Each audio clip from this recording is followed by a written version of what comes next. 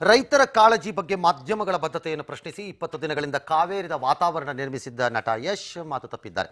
ಯಶ್ ಅವರ ಸವಾಲನ್ನು ಮೊದಲಿಗೆ ಪಬ್ಲಿಕ್ ಟಿವಿ ಸ್ವೀಕರಿಸಿತ್ತು, ವೇದಿಕೆಯನ್ನು ಕೊಡುವುದಾಗಿ ಕೂಡ ಆಮಂತ್ರಣವನ್ನು ಕೊಟ್ಟಿತ್ತು. ಆದರೆ ಅವರ ಮಾತಿನ ವರಸೆಯನ್ನು ಬದಲಿಸಿದ್ರು. ಚಾನೆಲ್ಗೆ ಬರಲ್ಲ, ನಾನೇ ವೇದಿಕೆ ಮಾಡ್ತೇನೆ, ಎಲ್ಲ ಚಾನೆಲ್ಗಳ ಮುಖ್ಯಸ್ಥರು ಬರಬೇಕು ಎಂದು ಹೇಳಿದರು. ಆದರೆ ಅದನ್ನು ಕವರ್ ಮಾಡ್ಬೋದೇ ಹೊರತು ಮುಖ್ಯಸ್ಥರೇ ಬರಬೇಕು ಎಂದು ಹೇಳುವುದು ಕಷ್ಟ ಎಂಬ ನಿರ್ಧಾರವನ್ನು ಹೇಳಲಾಗಿತ್ತು. ನಿನ್ನೆ ಪತ್ರಿಕಾಗೋಷ್ಠಿಯಲ್ಲಿ ಅವರು ಒಂದಷ್ಟು ವಾಗ್ವಾದಗಳನ್ನು ಮಾಡಿದ್ರು. ಕೊನೆಗೆ ಮಾಧ್ಯಮಗಳಿಗೆ ಹೋಗ್ತೇನೆ, ಅದರಲ್ಲೂ ಮೊದಲು ಆಮಂತ್ರಣ ಕೊಟ್ಟ ಪಬ್ಲಿಕ್ ಟಿವಿಗೆ ಹೋಗ್ತೇನೆ ಅಂತ ಹೇಳಿದರು. ಆದರೆ ಆ ಮಾತನ್ನು ಅವರು ತಪ್ಪಿದ್ರು. ಕಾರಣ, ನಿನ್ನೆ ಆ ಕಾರ್ಯಕ್ರಮವನ್ನು ನನ್ನ ವೈಯಕ್ತಿಕವಾದ ಸಮಸ್ಯೆಯಿಂದಾಗಿ ನನಗೆ ನಡೆಸಲಿಕ್ಕೆ ಆಗಲ್ಲ ಅನ್ನೋ ಮಾತನ್ನು ಅವ್ರಿಗೆ ಹೇಳಾಗಿತ್ತು. ಅದಾದ ಮೇಲೆ ಬೇರೆ ವಾಹಿನಿಯಲ್ಲಿ ಕುಳಿತು ಎಲ್ಲ ನಮ್ಮ ಕಾರ್ಯಕ್ರಮಗಳು ಸೇರಿದಂತೆ ಎಲ್ಲದಕ್ಕೂ ಉತ್ತರವನ್ನು ಕೊಟ್ಟರು. ತಾವು ಹೇಳಬೇಕಾದ್ದನ್ನು ಹೇಳಿದರು. ಅಲ್ಲಿಗೆ ನಮ್ಮ ಪ್ರಕಾರ ಮುಗಿಯಿತು. ನಾವು ಕೇಳಿಸಿಕೊಳ್ಳಬೇಕಾದ್ದು, ಮಗದೊಮ್ಮೆ ಕೇಳಿಸಿಕೊಳ್ಳುವ ಅವಶ್ಯಕತೆ ಅನಿವಾರ್ಯತೆ ಈಗ ಇಲ್ಲ. ದಿನಕ್ಕೊಂದು ಮಾತು ಹೇಳ್ತಾ ತಪ್ಪುವರನ್ನ ನಾವು ಪರಿಗಣಿಸುವುದಕ್ಕೆ ಸಾಧ್ಯವೂ ಇಲ್ಲ. ಹಾಗಾಗಿ ಅವರು ಏನು ಹೇಳಿದ್ರು ಅದನ್ನು ಹೇಳ್ಕೊಳ್ಳಿ. ನೀವೇನು ಹೇಳಿದ್ದನ್ನ ಅಂತ ನಾವು ತೋರಿಸಿರ್ತೀವಿ. That's okay. I leave it to the people, but I refuse to meet. ನಮಸ್ಕಾರ. ಶಬಾಷ್ ಪಬ್ಲಿಕ್ ಟಿವಿ, ನೀವೊಂದು ಸವಾಲು ನನಗೂ ಕೊಟ್ಟಿದ್ದೀರಾ. ಬರೀ ಮಾತಲ್ಲಿ ರೈತರ ಕಾಳಜಿ ರೈತರ ಸಮಸ್ಯೆ, ನೀವು ಮಾಡೋ ಪ್ರೋಗ್ರಾಮಿಂದಾಗಲಿ ಅಥವಾ ನಾವು ಹೋಗಿ ಮಾಡೋ ರ್ಯಾಲಿಯಿಂದಾಗಲಿ ಭಾಷಣದಿಂದಾಗಲಿ ರೈತರ ಮನೆಯಲ್ಲಿ ಇರೋ ಸಮಸ್ಯೆ ಬಗೆಹರಿಯಲ್ಲ, ಅವ್ರಿಗೊಂದು ಊಟನೂ ಸಿಗಲ್ಲ. ರಂಗನಾಥ್ ಸರ್ ನನಗೆ ಭರವಸೆ ಕೊಟ್ಟರೆ ರೆಡಿ ಇದ್ದೀನಿ. ಈಗ ನನಗೆ ಎಲ್ಲರೂ ಒಂದೊಂದು ಚಾನಲ್ ಆಹ್ವಾನ ಕೊಡ್ತಾ ಇದ್ದೀರಾ, ನೀವು ಬನ್ನಿ ಅಂತ. ನಾನು ಇನ್ನೊಂದು ಆಫರ್ ನಿಮ್ಮ ಮುಂದೆ ಹೇಳ್ತೀನಿ. ನಾನು ಎಲ್ಲ ಚಾನಲ್ಗೂ ಬರ್ತೀನಿ, ಬೇಕಾದ್ರೆ ಎವ್ರಿ ಡೇ ಒಂದೊಂದು ಚಾನಲ್ ಡೇಟ್ ಫಿಕ್ಸ್ ಮಾಡ್ಬಿಟ್ಟು ಬರ್ತೀನಿ. ಯಾಕೆ ಒಂದು ವೇದಿಕೆಯಲ್ಲಿ ಎಲ್ಲಾ ಚಾನೆಲ್ನ ಮುಖ್ಯಸ್ಥರು ಬಂದು ಕೂತ್ಕೋಬಾರ್ದು? ಎಲ್ಲ ಚಾನೆಲ್ನ ಮುಖ್ಯಸ್ಥರು ಬಂದು ಕೂತ್ಕೊಳ್ಳಿ. ನಾನು ಬರ್ತೀನಿ, ಜನಗಳು ಬರಲಿ, ರೈತರು ಬರಲಿ, ನಾವು ಅವಕಾಶ ಕೊಡ್ತೀವಿ. ಯಾಕೆ ಬರ್ತಿಲ್ಲ ನೀವು? ಸರ್, ಒಂದೇ ಒಂದು ಪಾಯಿಂಟ್ ಹೇಳ್ತೀನಿ. ರೈತರು ಕೇಳಿದ್ರು ಅಂತ ಹೇಳಿದ್ರಲ್ವಾ, ಅದೇ ರೈತರು ಕೆಲವು ಪ್ರಶ್ನೆ ಕೇಳ್ತಿದಾರೆ ಅಂತ ನಾನು ಕೇಳಿದ್ದೀನಿ ನಿಮ್ಗೆ. ಅದೇ ತರ ನಿಮಗೆ ಪರ್ಸನಲ್ ಆಗಿ ತಗೋತಿದ್ದೀರಾ? ತಗೋತೀವಿ. ಯಾವ ಚಾನಲ್ ಸರ್ ನೀವು? ಯಾವ ಚಾನಲ್? Public TV. ನೀವೆಲ್ಲರೂ ರೆಡಿ? ನೀವು ಬನ್ನಿ, ಒಟ್ಟಿಗೆ ಕೂತ್ಕೊಂಡು ಮಾಡೋಣ. ಒಂದ್ ನಿಮಿಷ ಆಯ್ತು ಸರ್, ನಾವೆಲ್ಲ ಒಟ್ಟಿಗೆ ರೆಡಿ. ನೀವು ದರ್ಶನ್ ಬನ್ನಿ, ಉಪೇಂದ್ರ ಬನ್ನಿ, ಸುದೀಪ್, ನೀವೆಲ್ಲ ಒಟ್ಟಿಗೆ ಬನ್ನಿ.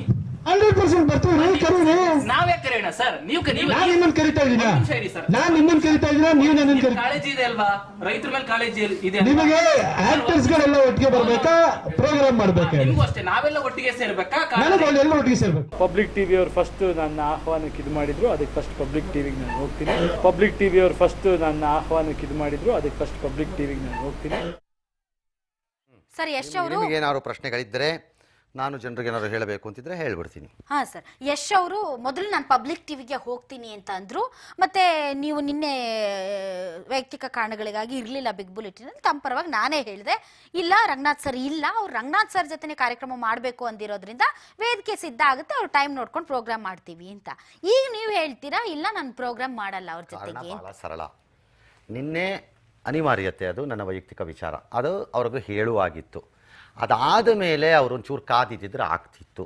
ಇನ್ನೆಲ್ಲೋ ಒಂದು ಕಡೆ ಕೂತ್ಕೊಂಡು ನಮ್ಮ ಕಾರ್ಯಕ್ರಮಗಳ ಬಗ್ಗೆ ಹೇಳಬೇಕಾದನ್ನೆಲ್ಲ ಅವ್ರು ಹೇಳಾಗಿದೆ. ಅವ್ರು ಏನೇನು ಕಾಮೆಂಟ್ ಹಾಕಬೇಕು ಅದನ್ನು ಹಾಕಾಗಿದೆ. ಮೊದಲು ಬರ್ತೀನಿ ಅಂತಂದರೆ ನಾನು ಸೆಕೆಂಡ್ ಇನ್ನಿಂಗ್ಸನ್ನು ಪ್ಲೇ ಮಾಡೋಕ್ಕೆ ರೆಡಿ ಇಲ್ಲ.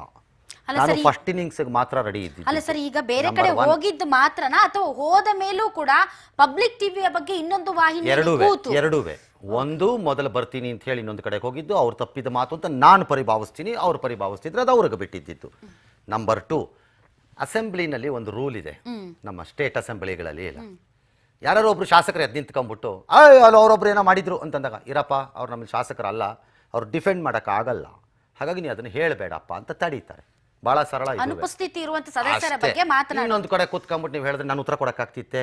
ಈಗ ನಾನು ಕರ್ಕೊಂಬಂದು ಕೂರಿಸ್ಕೊಂಡು ಅಲ್ಲಿ ಹೇಳಿದ್ದಕ್ಕೆ ಮತ್ತೆ ಇಲ್ಲಿ ಕೇಳ್ಕೊಂಡು ಉತ್ತರ ಕೊಡಿಸ್ಲೆ? ಅದಕ್ಕಿಂತ ಭಿನ್ನವಾದ ಬೇರೆ ಕೆಲಸ ನನಗೂ ಇದೆ, ಅವ್ರಿಗೂ ಇದೆ ಅಂತ ಪರಿಭಾವಿಸಿದ್ದೇನೆ. ಅವರ ರೈತ ಪರ ಕಾಳಜಿ ಹೋರಾಟ ನಿರಂತರವಾಗಿ ಮುಂದುವರಿಯಲಿ. ನಮ್ಮ ಚಾನೆಲ್ನಲ್ಲಿ ಇರಬೇಕಾದಂತಹ ರೈತಪರ ಕಾಳಜಿ ಹೋರಾಟ ಸಾಮಾಜಿಕ ಬದ್ಧತೆ ಮುಂದುವರಿಯುತ್ತೆ. ನಾವು ಹೇಗೆ ಮುಂದುವರಿಸ್ತೀವಿ ಜನ ನೋಡ್ತಾರೆ, ಅವ್ರು ಹೇಗೆ ಮುಂದುವರಿಸ್ತಾರೆ ಅದನ್ನು ಜನ ನೋಡ್ತಾರೆ. ಭಾಳ ಸರಳ. ಹೇಳಿ ಮುಂದಕ್ಕೆ. ಅಲ್ಲ, ಮುಂದಕ್ಕೆ ಏನೂ ಇಲ್ಲ ಸರ್. ಈಗ ಅಂದರೆ ಅವರು ಮೊದಲನೇ ದಿನದಿಂದ ನಾನು ಐ ನಾಟ್ ಟೇಕನ್ ದಿಸ್ ಅಷ್ಟೊಂದು ಗಂಭೀರವಾಗಿ ನಾನು ತಗೊಳಕ್ಕೆ ಹೋಗಿರಲಿಲ್ಲ. ಅವ್ರು ಹೇಳಿದ್ರಲ್ಲ, ಫೇರ್ ಎನಫ್, ಅವ್ರಿಗೊಂದು ವಾದ ಇರುತ್ತೆ, ಅದನ್ನು ಅವ್ರು ಹೇಳಬೇಕು. ಹೇಳೋದೇ ಮಾಧ್ಯಮಗಳ ಕೆಲಸ ಅಂತ ನಾನು ಹೇಳಿದ್ದು. ಇಲ್ಲಿಗೆ ಬಂದರೆ ನಾನು ಕೂರ್ತೀನಿ ಹೊರತು ನೀವು ಕಣ್ ಕಡೆಗೆಲ್ಲ ಕರೆದಿದ್ದಕ್ಕೆ ನಾನು ಬರ್ತೀನಿ ನಾನೇನು ಹೇಳಿಲ್ಲ. ಬಟ್ ನಮ್ಮ ಚಾನಲ್ನವರು ಕವರ್ ಮಾಡ್ಬೋದು ಅಂತ ಹೇಳಿದ್ದೆ. ಕವರ್ ಮಾಡ್ತಿದ್ರು 100%, ಯಾವ ಅನುಮಾನವೂ ಇಲ್ಲ. ಆದರೆ ಎಲ್ಲ ಆದಮೇಲೆ ನೀನು ನಡೆಸು ಅಂತಂದರೆ ನಾನು ಯಾಕೆ ನಡೆಸ್ತೀನಿ? ವೈಯಕ್ತಿಕ ದ್ವೇಷ ರಂಗನಾಥ್ಗೆ ಯಶ್ ಅವ್ರ ಮೇಲೆ. ವೈಯಕ್ತಿಕ ದ್ವೇಷ ಇದ್ದಿದ್ದರೆ ಇಷ್ಟೊತ್ತಿಗಾಗಲೇ ಅದನ್ನು ತೋರಿಸ್ತಿದ್ದೆ ಭಾಳ ಜನದ ಮೇಲೆ. ನನಗದು ಇಲ್ಲದೇ ಇರೋದ್ರಿಂದಾನೇ ಇಷ್ಟು ನೆಮ್ಮದಿಯಿಂದ ಇರೋದು ನಾನು. ವೈಯಕ್ತಿಕ ದ್ವೇಷವನ್ನು ಪಾಲನೆ ಮಾಡ್ಕೊಂಬಂದಿದ್ರೆ ಬೇಕಾದಷ್ಟು ಜನದ ಮೇಲೆ ಬೇಕಾದಷ್ಟು ಸರಿ ವೈಯಕ್ತಿಕತೆ ಯಾಕೆ ತೋರಿಸ್ಬೇಕು? ಕಾಲ್ ಶೀಟ್ ಕೇಳಿದ್ದೀನಿ ಹೋಗ್ಬಿಟ್ಟು, ಅಪ್ಪ ನಂದೊಂದು ಫಿಲಮ್ ಮಾಡಿಕೊಡು ನಿಂದು, ನಾನು ದುಡ್ಡು ಹಾಕ್ಬೇಕು ಒಂದು ಕಾಲ್ ಶೀಟ್ ಕೇಳಿದ್ದೀನಿ. ಅಥವಾ ನಮ್ಮ ಟಿ ವಿನಲ್ಲಿ ಬಂದೊಂದು ಪುಕಟೆ ಪ್ರೋಗ್ರಾಮ್ ಮಾಡಿದ್ದೆ ಏನಾದ್ರು ಹೇಳಿದ್ದೀವ? ಇಲ್ವೇ. ಏನಕ್ಕೆ ವೈಯಕ್ತಿಕ? ಅಥವಾ ಮೈಸೂರಿನ ಪಡವಾರಹಳ್ಳಿನಲ್ಲಿ ಅವ್ರಿಗಿರೋ ಮನೆ ಪಕ್ಕದಲ್ಲಿ ನಾನೇನೋ ಒಂದು ಮನೆ ತಗೊಂಬಿಟ್ಟು ಅವ್ರದ್ದು ಸೈಟನ್ನ ಏನಾದ್ರು ಒತ್ತುವರಿ ಮಾಡಿಸ್ಕೊಂಡಿದ್ದೀವ? ಏನಕ್ಕೆ ವೈಯಕ್ತಿಕ? For what? ಡೇ ಒನ್ನಿಂದ ನಾನು ಹೇಳಿದ್ನೇ ಇದನ್ನ, there need not be anything personal. ಅದರಲ್ಲಿ ಏನಿರಬೇಕು? ಅದರಲ್ಲಿ ರೈತರು ಕಾಳಜಿ, ಹೀಗೆ ಅವರ ಬದ್ಧತೆ. ಮತ್ತು ನಾನು ಯಾತಕ್ಕೆ ಆಹ್ವಾನ ಕೊಟ್ಟಿದ್ದು ಸಾಮಾಜಿಕ ಬದ್ಧತೆಯ ಮಾಧ್ಯಮಗಳದ್ದು ಹೇಳಿದಾಗ ಎಲ್ಲ ಮಾಧ್ಯಮಗಳು ಬರೆದಿಟ್ಕೊಳ್ಳಿ, ಕಾಶ್ಮೀರದಿಂದ ಕನ್ಯಾಕುಮಾರಿಯವರೆಗೆ ಬರೆದಿಟ್ಕೊಳ್ಳಿ. They exhibit unbelievable social responsibility. ನೆನಪಿಟ್ಕೊಳ್ಳಿ, ಡಿಗ್ರಿ ಬೇರೆ ಇರ್ಬೋದು ಅಷ್ಟೇ. ಯಾವ ಮಾಧ್ಯಮನೂ ಕರ್ನಾಟಕದಲ್ಲೂ ಹೇಳ್ದಂಗೆ ನಾನು ಅದು TV9 ಅನ್ನೋ ಒಂದು ಟಿವಿಯಿಂದ ಸ್ಟಾರ್ಟ್ ಮಾಡ್ಕೊಂಡು ಲಾಸ್ಟಲ್ಲಿ ಮೊನ್ನೆ ಬಂದಿರೋ ಸುದ್ದಿ TV ಅಲ್ಲಿ ಅವರಿಗೆ ಅವರವರ ಮಾಧ್ಯಮಗಳ ಬದ್ಧತೆ, ಸಾಮಾಜಿಕ ಬದ್ಧತೆನ ಅವ್ರು ತೋರಿಸ್ತಾರೆ. ಮಧ್ಯದಲ್ಲಿ ಡಿಗ್ರಿ ಬೇರೆ ಇರ್ಬೋದು. ಒಬ್ಬರು ನಾವು ಜಾಸ್ತಿ ಮಾಡಿದ್ವಿ ಅನ್ಕೊಂಡಿರ್ಬೋದು, ಒಬ್ಬರು ಕಡಿಮೆ ಮಾಡ್ತಾ ಇದ್ದಾರೆ ಅಂತ ಅನ್ಕೋತಿರ್ಬೋದು ಅಷ್ಟೇ ಜನ. ಬಟ್ ಯಾರದ್ದು ಇಲ್ಲ. ತೋರಿಸ್ಲಿ ನೋಡೋಣ, ಯಾರು ಒಬ್ಬರು ಸಾಮಾಜಿಕವಾಗಿ ಬದ್ಧತೆ ಇಲ್ಲದೆ ಇರೋವಂಥವ್ರನ್ನ ಒಬ್ಬರನ್ನ ತೋರಿಸಿ ನೋಡೋಣ. ಯಾವ್ದಾದ್ರು ಒಂದು ಮಾಧ್ಯಮ ತೋರಿಸಿ, ಒಂದು ಪೇಪರ್ ತೋರಿಸಿ. ಬಿಕಾಸ್ ಮಾಧ್ಯಮಗಳು ಬದುಕೋದೇ ಆ ಬದ್ಧತೆಗೋಸ್ಕರ, ಇಲ್ದಿರ ಬದುಕಲ್ಲ. ಕೆಟ್ಟ ಪದ ಮೈಸೂರು ಕಡೆ ಹೇಳ್ತಾರೆ, ಬಕೆಟ್ ಹಿಡ್ಕೊಂಡು ಓಡಾಡಿದ್ರೆ ಅಧಿಕಾರಸ್ಥರ ಜೊತೆ ಮತ್ತು ಏಜೆಂಟರಂತೆ ಕಮಿಷನ್ ಇದ್ರ ಥರ ಓಡಾಡ್ತಾ ಇದ್ರೆ ಸಾಧ್ಯ ಇಲ್ಲ. ಮಾಧ್ಯಮಗಳು ಸಾರ್ವಜನಿಕ ವಲಯಗಳಲ್ಲಿ ಗಟ್ಟಿತನವನ್ನು ಉಳಿಸ್ಕೊಳ್ಳೋಕ್ಕೆ ಸಾಧ್ಯ ಇಲ್ಲ. ಬಕೆಟ್ ಹಿಡ್ಕೊಂಡು ಓಡಾಡಿದ್ರೆ ಪ್ರಶ್ನೆ ಕೇಳೋವಾಗಲೂ ಅಷ್ಟೇ, ಕೆಲಸ ಮಾಡೋವಾಗಲೂ ಅಷ್ಟೇ. ಎರಡರಲ್ಲೂ ಹೇಳ್ತಾ ಇರೋದು ನಾನು. It is not going to work. ನನಗೆ ಕೇಳುವ ಮಾನಸಿಕ ನೈತಿಕವಾದಂಥ ಸ್ಥೈರ್ಯ ಇದ್ದರೆ ಮಾತ್ರ ಕೆಲಸ ಮಾಡೋಕ್ಕಾಗೋದು ಅದನ್ನು. ಬಟ್ ಯಾವ ಮಾಧ್ಯಮಕ್ಕಿಲ್ಲ ಬದ್ಧತೆ? ಯಾವ ಮಾಧ್ಯಮಕ್ಕಿಲ್ಲ? ತೋರಿಸಿ ನೋಡೋಣ. ಯಾವ್ದಾದ್ರು ಒಂದು ತೋರಿಸ್ಬಿಡಿ ನೀವು, ಬದ್ಧತೆ ಇಲ್ಲದಿರುವ ಮಾಧ್ಯಮ ಇದು ಅಂತ ತೋರಿಸ್ಬಿಟ್ರಪ್ಪ ನೋಡೋಣ. ಯಾವ್ದಾದ್ರು ಯಾವುದೇ TV ತೋರಿಸಿ, ಯಾವುದೇ ಪೇಪರ್ ತೋರಿಸಿ ನೋಡೋಣ. ಅವ್ರವ್ರ ಲೆವೆಲಲ್ಲಿ ಇರುತ್ತದು. ಅವ್ರವ್ರ ಕೈಲಾಗಿದ್ದು ಅವ್ರು ಮಾಡ್ತಿರ್ತಾರೆ.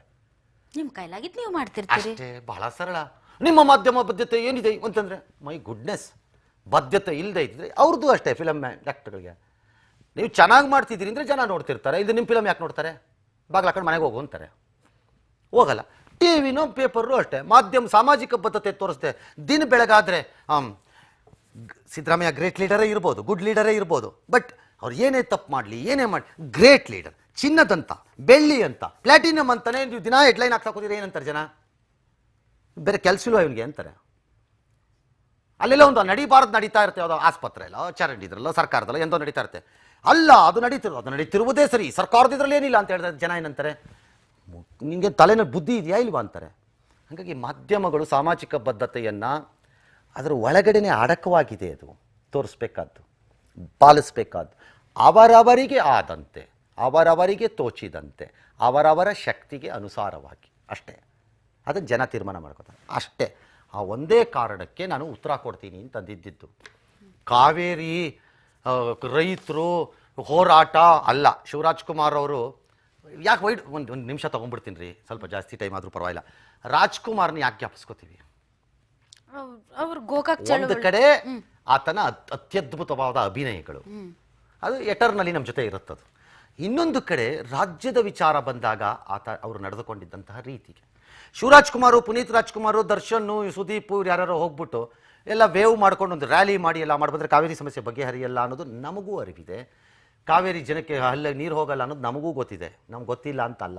ಆದರೆ ನಾನು ಅವತ್ತೊಂದು ಮಾತು ಹೇಳಿದ್ದೆ, ನಾವು ಯಾರ ಬದ್ಧತೆಯನ್ನು ಪ್ರಶ್ನೆ ಮಾಡ್ತಿಲ್ಲ ನಾವು ಸರ್. ಅವತ್ತೊಂದು ಮಾತು ಹೇಳಿದ್ದೆ, ಸಾವಿನ ಮನೆಗೆ ಹೋದ ತಕ್ಷಣ ಸತ್ತವನು ಎದ್ದು ಬರಲ್ಲ.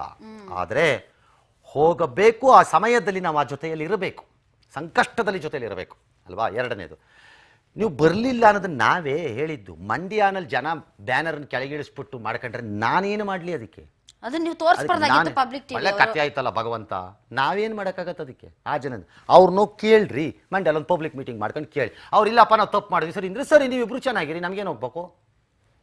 ನಮಗೇನು ಹೋಗ್ಬೇಕು ಅದರಿಂದ? ಒಂದು ಲಾಸ್ಟ್ ವರ್ಡ್, ಚಲನಚಿತ್ರದಲ್ಲಿರುವಂತಹ ನಟ ನಟಿಯರು ಅಥವಾ ಕಲಾವಿದರು ಮತ್ತು TV ನಲ್ಲಿ ಬರುವಂತಹ ನಾವು ಮುಖ ಕಾಣಿಸ್ಕೊಳ್ಳೋಂಥ ನಮ್ಮಂಥವ್ರುಗಳು, ನಾವಿಬ್ಬರು ಜನರಿಗೆ ಏನು ಕೊಡಲ್ಲ, ನಾವೇನು ಕೊಡಲ್ಲ. ಅವರನ್ನು ನೋಡೋಕ್ಕೆ ಜನ ತಮ್ಮ ದುಡ್ಡನ್ನು ಹಾಕ್ಕೊಂಡು ಬರ್ತಾರೆ. ನಮ್ಮನ್ನು ನೋಡೋಕ್ಕೆ ಜನ ತಮ್ಮ ಸಮಯವನ್ನು ವ್ಯರ್ಥ ಮಾಡಿಕೊಂಡು ಬರ್ತಾರೆ.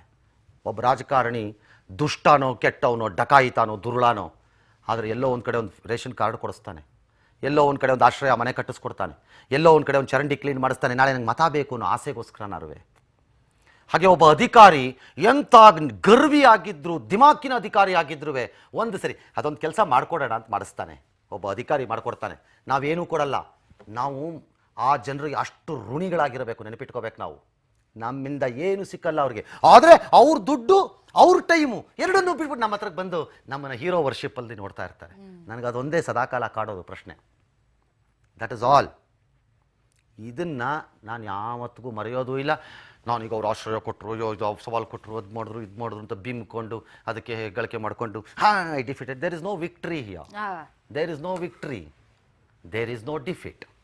Defeat and victory does not come in these issues. Defeat and victory ಎಲ್ಲಿ ಬರಬೇಕು ಅಂದರೆ, ನಾಳೆ ಕಾವೇರಿ ನದಿ ನೀರು ನನಗೆ ಸಿಕ್ಕಬೇಕು ಅನ್ನೋದು ನನ್ನ ವಿಕ್ಟ್ರಿ ಅಂತ ಪ್ರಕಟಿಸ್ತೀನಿ, ಮಾಲಾಯಿ ನದಿ ನೀರು ಸಿಕ್ಕಬೇಕು ಅನ್ನೋದು ನನ್ನ ವಿಕ್ಟ್ರಿ ಅಂತ ಪ್ರಕಟಿಸ್ತೀನಿ. ಯಾಕಂದರೆ ಅದು ನಮ್ಮ ಜನಕ್ಕಾಗಬೇಕಾದ ಕೆಲಸ ಅಂತ. ಇದರಲ್ಲ. ಹಾಗಾಗಿ ನಿಮ್ಮ ಬದ್ಧತೆಯನ್ನು ನೀವು ಮುಂದುವರಿಸ್ಕೊಳ್ಳಿ. ಭಗವಂತ ಒಳ್ಳೇದು ಮಾಡಲಿ. ಜನಕ್ಕೆ ಅದರಿಂದ ಒಳ್ಳೆಯದಾಗಿ ರೈತರಿಗೆ ಒಳ್ಳೆಯದಾಗೋದಾದರೆ ಭಾಳ ಸಂತೋಷದಿಂದ ಅದನ್ನು ಸ್ವೀಕಾರ ಮಾಡೋಣ. ಯಾಕೆ ಬೇಡ ಅನ್ಬೇಕು? ಯಾರೇ ಮಾಡಲಿ ಯಾಕೆ ಬೇಡ ಅನ್ಬೇಕು ಅದನ್ನು, ಅಲ್ವೇ? ಭಾಳ ಹಿಂದೆ ಆ ನಮ್ರತೆ ನನಗೆ ಬರಬೇಕು. ಮೇಲೆ everything that goes up shall come down. ನೆನಪಿಟ್ಕೊಳ್ಳಿ, ಫಿಸಿಕ್ಸ್ ಅದು, ಲಾ ಆಫ್ ಫಿಸಿಕ್ಸ್ ಅಲ್ವಾ?